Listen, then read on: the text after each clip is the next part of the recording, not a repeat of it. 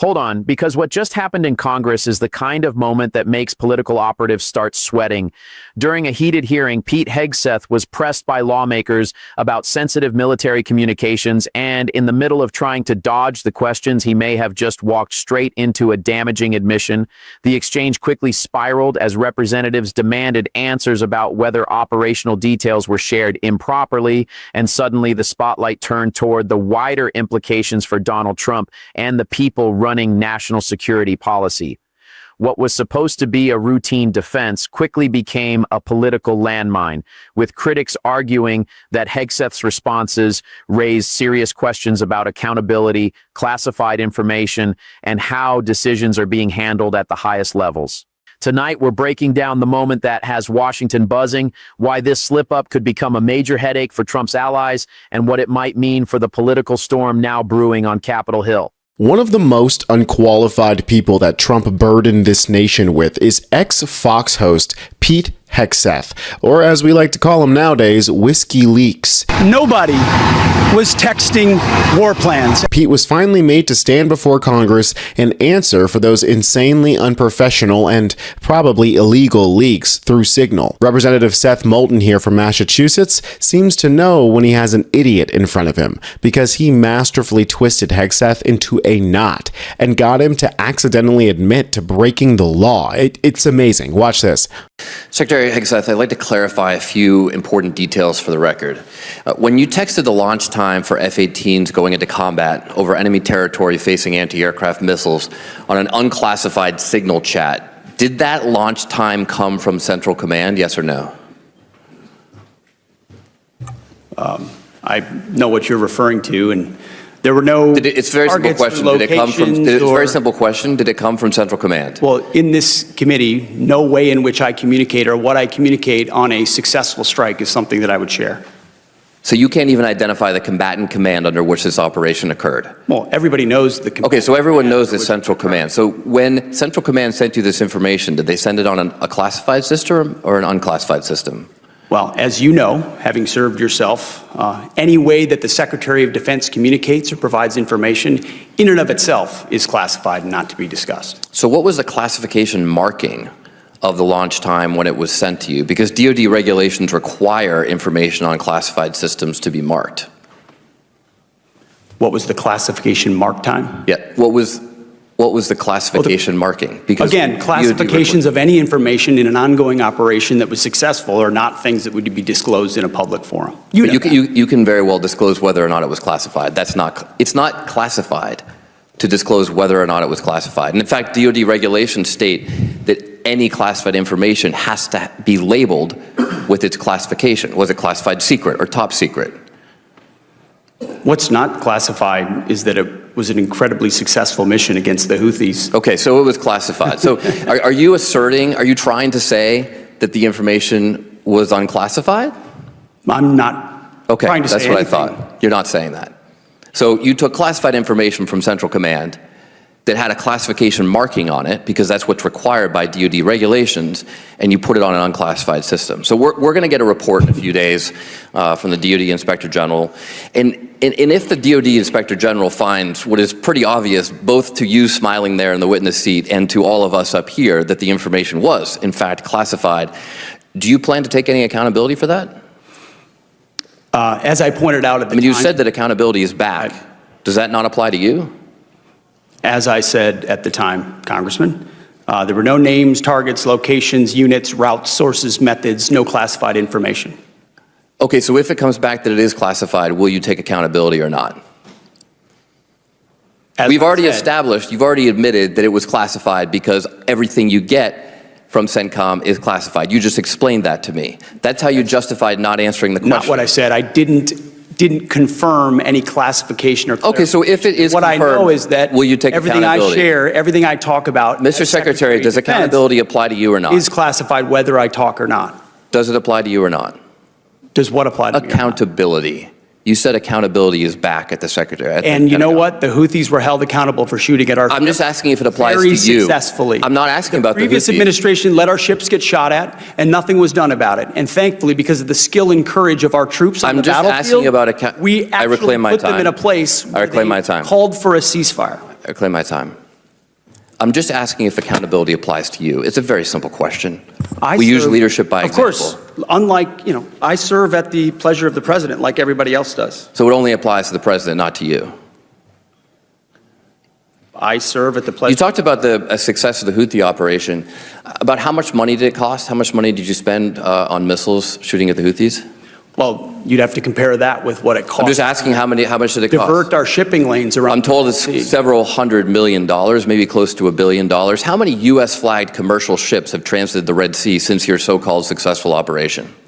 Well, thankfully, unlike the previous administration. The answer is zero. Military vessels transit. No, I didn't ask just about this military week. vessels. I Well, which asked would about be the commercial precursor vessels. for How many civilian and commercial vessels? transit, It's been several weeks. thankfully. How many commercial vessels, U.S. flagged, have Well, transited the would Red you, Sea? Mr. Congressman, put civilian ships The through questions dam are not to for me, military Mr. Secretary, ships? they're to you. We have responsibly put military The answer is zero. ships through first. I reclaim my time. How many generals and admirals have you fired? I don't know the exact number, but You don't know the number. It's 8. Can you explain why any of them were fired? Like, just explain why was the Army JAG fired? Why did you fire him? they all serve at the pleasure of the president. And I think No, I'm just asking you why. General Kane is a great example. I'm just asking of a you leader why. that we I think need. you At probably learned at Princeton what why means. Why did you fire him?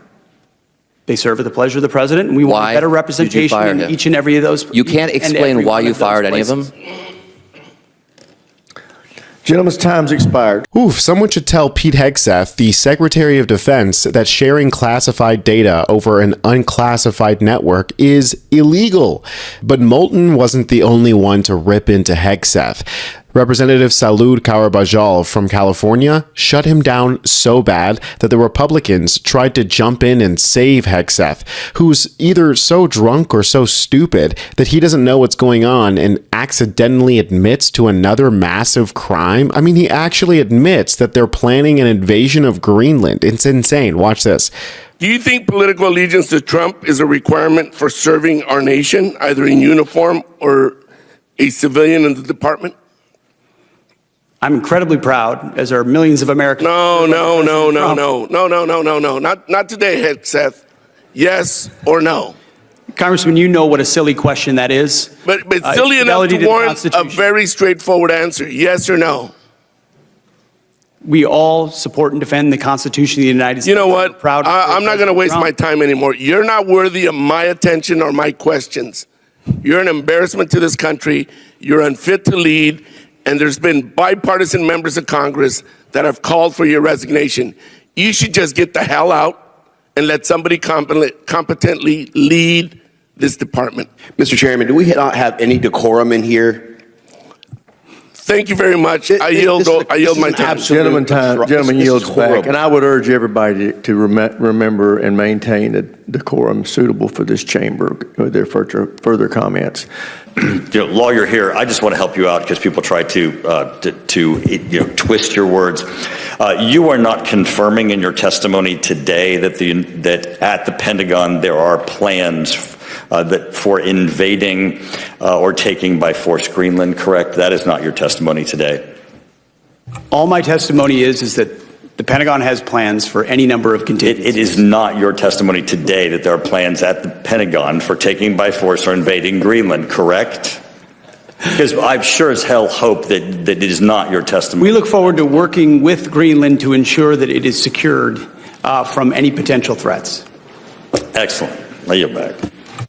I mean, these people are just absolutely incompetent. The Republican representative tried to give him the wink, wink, nod, nod, and he fell right into it, did the exact opposite.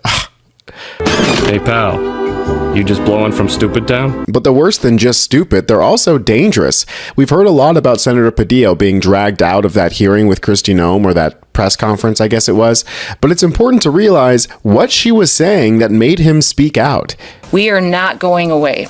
We are staying here to liberate this city from the socialist and the burdensome leadership that this governor and that this mayor have placed on this country and what they have tried to insert into this city. So I want to say thank you to every single person that has been able to do this. I mean, absolutely insane. She's saying that she wants to occupy LA and free the city from the burdensome leadership of their elected officials.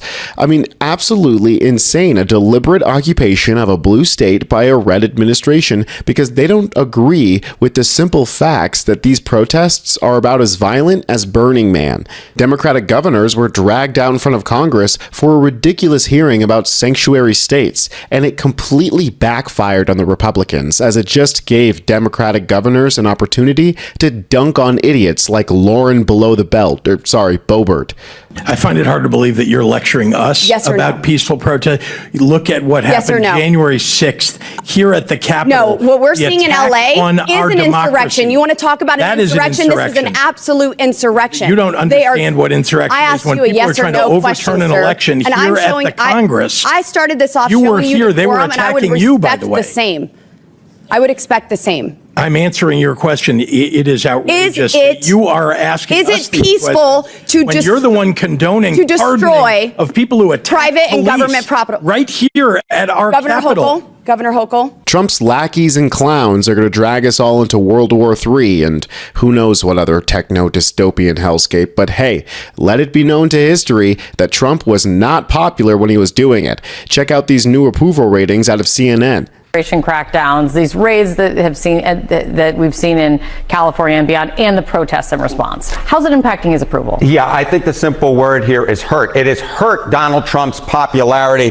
You can see it right here. We have two new polls, Quinnipiac University, AP Newark. I got the prior poll for you on the screen. I got the now. This is the net approval rating. You can see this in Quinnipiac, -12 to -16. How about AP Newark? -16 to -21. Awful, awful, awful for both of these pollsters. Where we are right now, both Quinnipiac and AP Newark, the worst for Donald Trump in this term so far. He is very much way, way, way underwater, at least in these two polls. At least we know the truth here at Really American, and you can join our resistance by subscribing and dropping a blue heart below. I'm Tony Heinderman with Really American, and I'll catch you next time. The spectacle that unfolded during the congressional hearing involving Pete Hegseth was not just another heated exchange on Capitol Hill. It was a glaring example of what happens when political loyalty and bravado collide with the serious responsibilities of national security.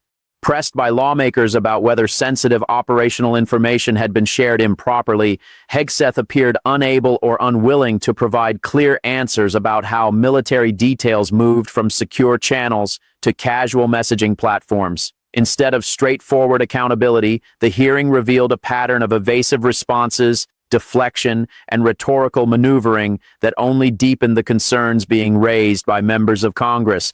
For someone occupying such an influential position in defense policy debates, that level of ambiguity is alarming. Handling information about combat operations, aircraft launches, and battlefield timing is not a matter for improvisation or political theatrics. It is governed by strict protocols designed to protect both operational success and the lives of service members. Yet, during questioning, Hegseth seemed more focused on dodging the implications of the inquiry than addressing the central issue whether classified information was mishandled.